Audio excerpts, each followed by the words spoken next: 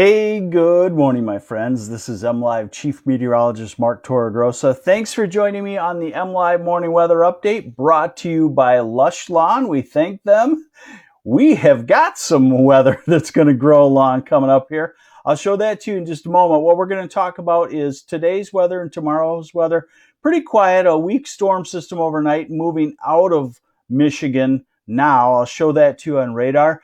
We'll look at a larger storm system with a severe weather outbreak, not for us, but points to the south, a large outbreak. And there's the traveling going on at this time of the year with the spring break and whatnot. So I want you to be alerted to that. And then after that, our big warm up, as I told you about at the beginning there, starts as we head on into the weekend. First, we got to say hi to some folks. How about Georgie Lilly from Wyandotte? I think I say that right. I'm not sure. Maureen Henson, good morning, Hudsonville. And Trisha Cobb, good morning to you.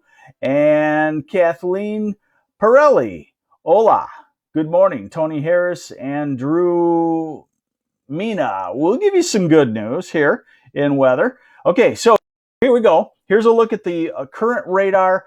And like I said, the mixture of snow and freezing rain and light rain shifting out of the northern part of lower Michigan. So southern lower Michigan, we're just about done with everything. I mean, virtually we are done, but you might find a spit or two of some snow or rain in the Detroit area, St. Clair County here for the next hour or so, but that is about it. And let's get right on into it. We're going to look at the European model, as we often do. It seems to be a pretty good indicator of what we have going on as far as out in the next 3 to 5 days or so. So let's get to that. So here's our storm system today. It is done by this afternoon.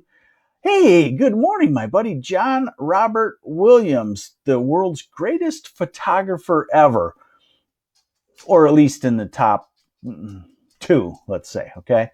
I don't want him to get a big head. Let's see. So tonight, dry weather. Tomorrow, good travel conditions. This is in tomorrow evening. Maybe some light mixture developing in the northern third of the state tomorrow night. Light mixture. And there's that storm system to the south. Now, this one doesn't have much cold air to work with. So you'll notice that as the precipitation shield moves northward into our area, this is Thursday morning, it's just about all rain. Never rule out a snowflake here or there, but this is a rain system. This is Thursday afternoon, so the southern third of the state gets into some rain, and then it inches its way southward. But the big deal here, this is Thursday night. The big deal here is there's a low pressure center to the south, and there's a northeasterly wind. So Lake Huron obviously is still cold, and that will funnel colder air into Michigan Thursday into Friday, and it will be quite chilly. Then we go to the weekend. There's Saturday, and by Saturday afternoon, I know this, with the isobars, the clockwise flow around a high pressure system, we start to swing our winds to the southwest. So not strong winds, so we start a slow warm up on Saturday, but then when we look at the weather map by Sunday afternoon, that is a full-fledged southwesterly flow, and at this time of the year, the air just to our southwest, of course, is in the 50s and 60s. Okay? So, how long does it last? Just a day? Well, we're into Monday now. We're still in the southwesterly flow. We're into Tuesday, and we get into a deeper southwesterly flow ahead of the next storm system, which is pulling up to our west. And when these storm centers pull up to our north and west, we get into the warm sector of the storm. Remember that. So the next rain would be on Tuesday in the warm sector, and eventually a cold front moves through, but there's not a whole lot of colder air behind it. All right, let's show you here now what I'm talking about. These are the high temperature projections from that same European model. It's not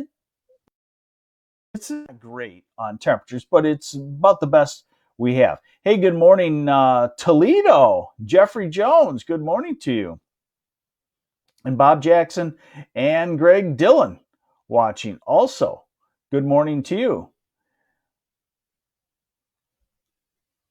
And I don't know if I got a problem here, but oh, hold on a second here. I lost my screen share for some reason. I'll be right back. There we go. Interesting. Hey, who knows? Technology. All right, so today we're in the 50s, Detroit, Ann Arbor, Kalamazoo, then 40s, and then some 30s in the Northeast.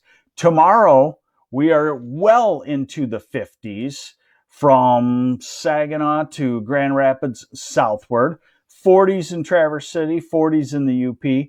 Then remember, the northeast wind starts and we start to cool down. We can have some upper 30s to 40 degrees on Thursday. Friday, we're in that full northeast flow and the thumb is cold. Bay City, Saginaw, you say, what happened? We're back into winter. As you get to the west side of the state, it's chilly, but not super cold. Temperatures in the 40s.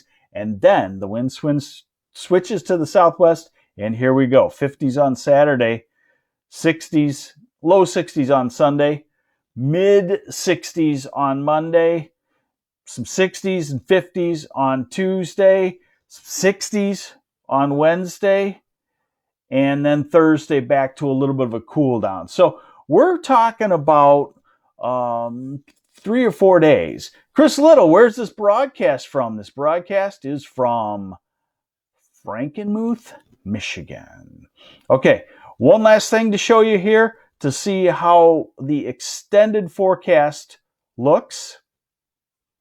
A couple of last things here for you. Okay, so this is the temperature anomaly at the surface. We're going out 16 days, okay? And I showed you what's going to happen the next few days. Let's go into the weekend. This is Sunday. That's what warmer than normal air looks like on this forecast chart. Dennis and Rick, how long will the ice stay on the lakes in the UP? Is ice fishing over up there? I'm not sure about that, but it's going to be going pretty fast with this warm-up that we have. This is Tuesday, Wednesday of next week. This is Thursday. Okay, so does it come to a screeching halt? This is into next weekend, end of March 27th, March 28th. And now we're into March 29th, the following week, almost out 16 days.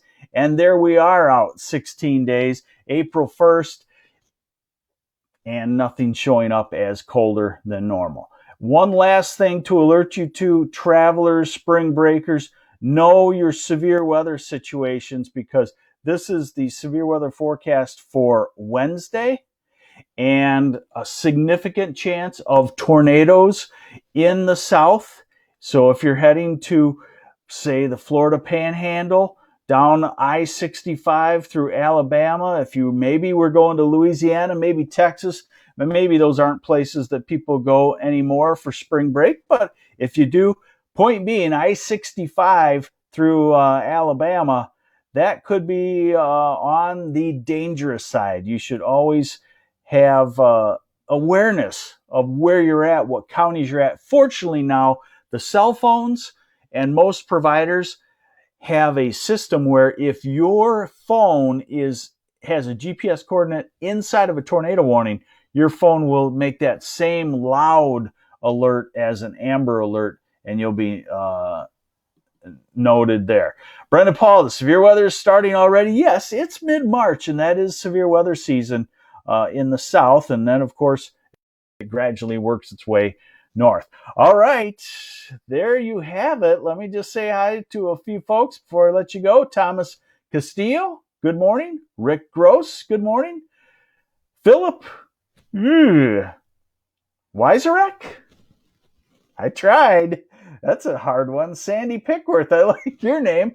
A little easier. And Linda Jascott, you are welcome. So, thanks for joining me on the MLive Morning Weather Update brought to you by Lush Lawn. It's definitely, with the weather pattern, time to think about that lawn. And we'll keep you updated on the changing weather. We're getting out of winter. We're almost ready to call her done. And then you know what happens. We get into severe weather season after that. So take care. Have yourselves a great day. I'm MLive Chief Meteorologist Mark Torregrossa.